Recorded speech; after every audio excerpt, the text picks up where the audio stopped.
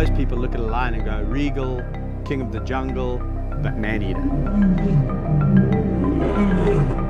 I think a lot of people think I'm dancing with death. Naturally, one's going to go, well, this guy's crazy and it's only a matter of time before he gets eaten.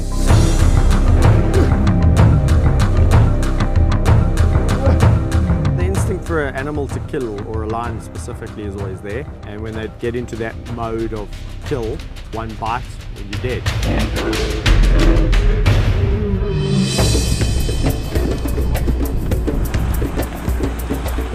You won't find a lion roaming the wilds of Australia.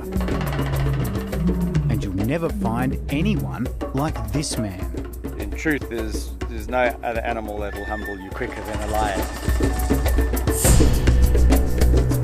If the late Steve Irwin had a kindred spirit, it would be Kevin Richardson. He shuns the company of people. Instead, his life centres on living with one of the most ferocious predators on the planet. You know, I might, piss one of them off one day and he might take my head off, but so be it.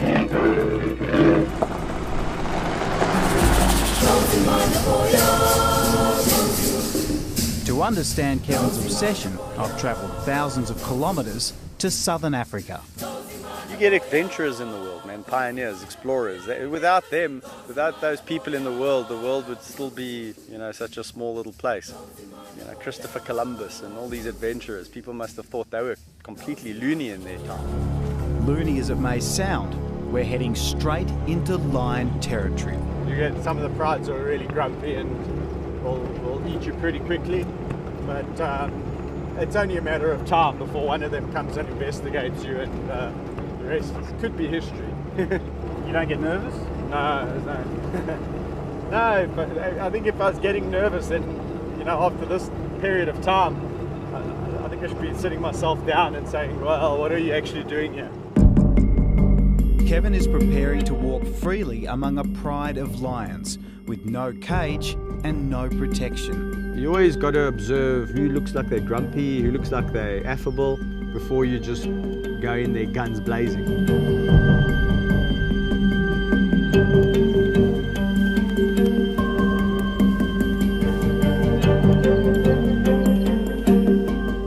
At this moment, he's only armed with a deep understanding of animal instinct and lion behaviour. I'll announce myself, I'll talk to ow, ow, and give them, so that they know it's me coming. I'll talk so they can hear my voice.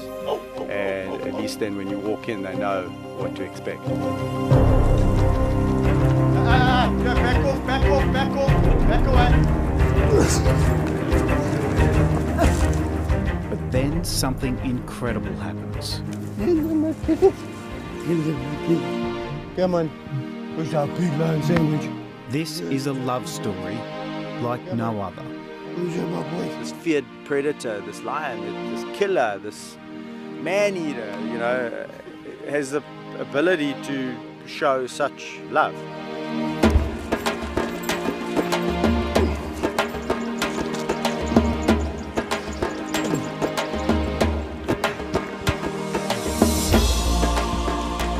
Far from being mindless man-eaters, Kevin believes the lions have a gentle side that few know about. Oh, so you come to say hello now, eh? What amazes me is they jump on me gently.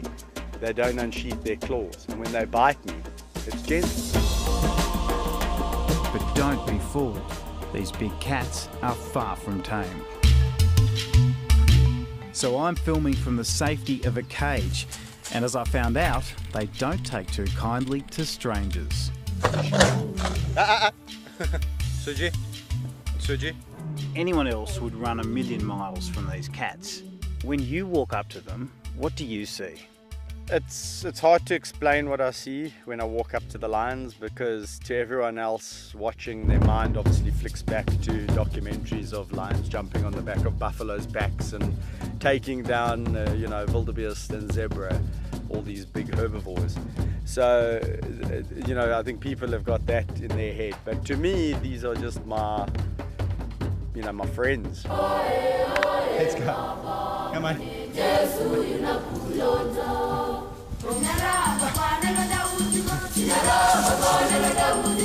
I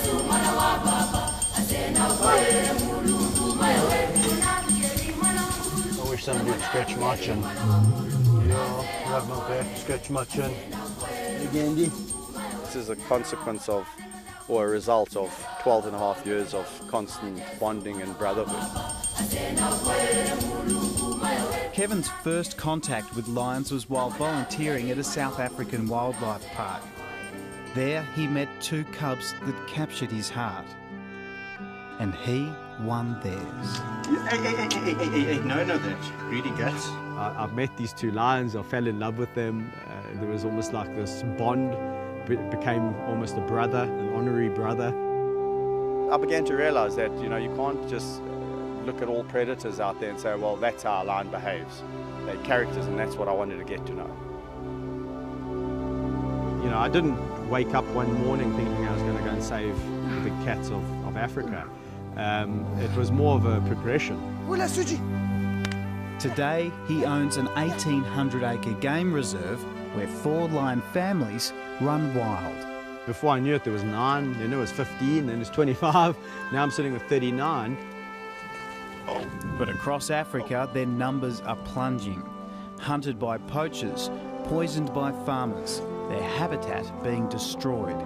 They don't get relocated, they just get shot. Well, lion numbers have dropped by a staggering amount from around about, who knows, but it's around about 300,000 about 15, 20 years ago, down to about 20, 23,000 to this day, which is horrific, which means if it continues to decline on that, at that rate in another 10 to 15 years, goodbye to lions. That's why Kevin is prepared to put his life on the line to raise awareness of their desperate plight. If they didn't know you, do you think they might eat you? The lions, for sure. What do you think they see you as? No, these lions definitely see me as more than just a human acting, or being an honorary pride member. But then on another occasion, you sit there and you realize that they do see you as something different, but they've just accepted you into their clique. So if anyone else had to come here and try and do this, it's, they're not really part of this group.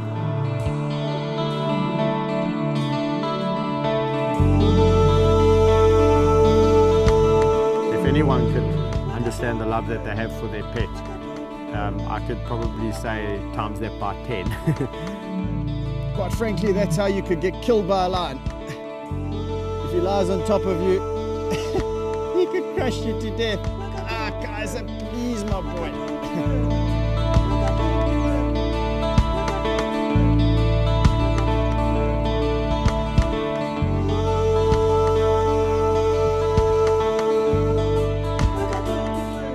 I'll swim with the lions in the river, walk with them in the open areas amongst the game.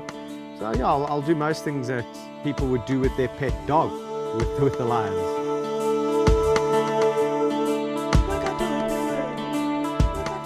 That even includes afternoon naps.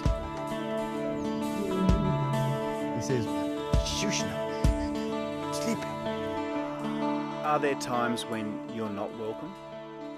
Well, there's times when you feel less welcome into a pride of lions, and there's times when you walk in there and you just feel like you rule the roost, and that everyone's just full of love and wanting a piece of you. But their violent instinct is just under the surface the whole time.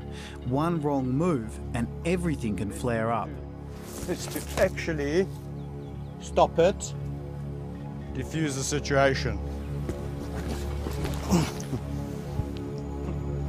Sometimes that biting will turn to real biting very quickly. Stop it. So that's why I just nip it in the bud. I'm going to murder you, boy. If you react badly and you start pulling, or you start getting nervous or panicking, he will bite down on you. So you got to just make him realize that you're not afraid of him, and he can't just bite your leg at will. You see, you can't. You guys are naughty today, hey? You get your tongue pulled. Tongue pulled if you do that. Yeah, it's embarrassing. Have you been hurt? Yes, I get bitten, I get scratched, I get jumped on, my back gets put out, my shoulders. Fortunately, I've never been hospitalized by a lion. That scar there and there is really a lion of his size, actually Rafiki, that bit me accidentally. This canine here, the top one, went straight through to the bone almost, and that was the bottom one. Didn't go in quite as deep, but that was really just a bite out of a reaction. He got a bit of a fright, and he turned around and whack right through the arm. Stop! Do you worry that one day they might turn on you? No, I don't worry about lions turning on me, because the day that happens and you start to think about, well, one day will these lions turn on me, you shouldn't be doing it.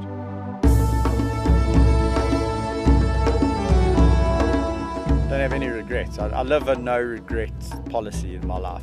So I'll probably do it all the same again if I was brought back down to earth again, given a second chance. I like living life, not just existing life. So, you know, for me, I'm truly living when I'm with the lions.